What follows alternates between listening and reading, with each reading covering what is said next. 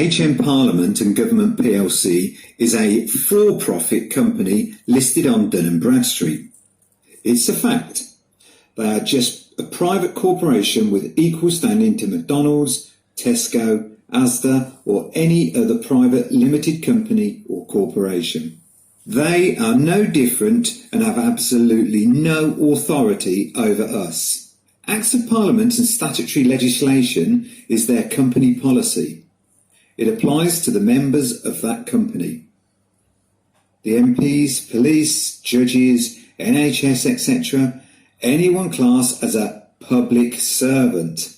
It does not just magically apply to living men and women.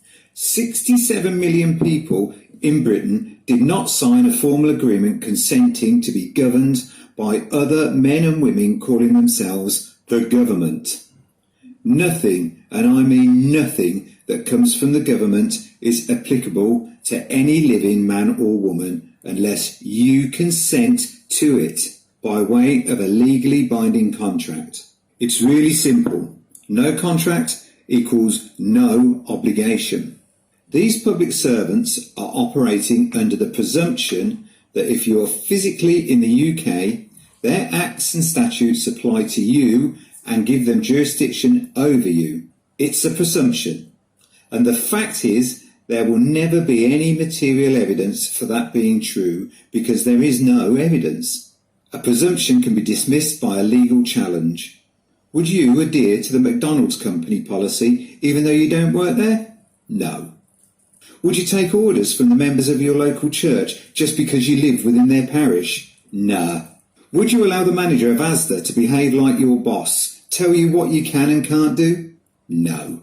Why are men and women taking orders from a bunch of criminals pretending to be government?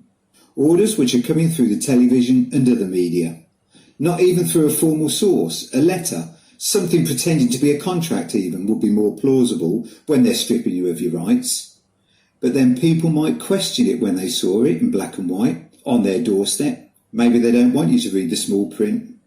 Why is anyone afraid of these clowns? Time to learn your rights and ensure that our police constables are acting under their oath.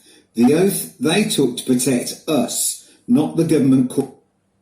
Simple.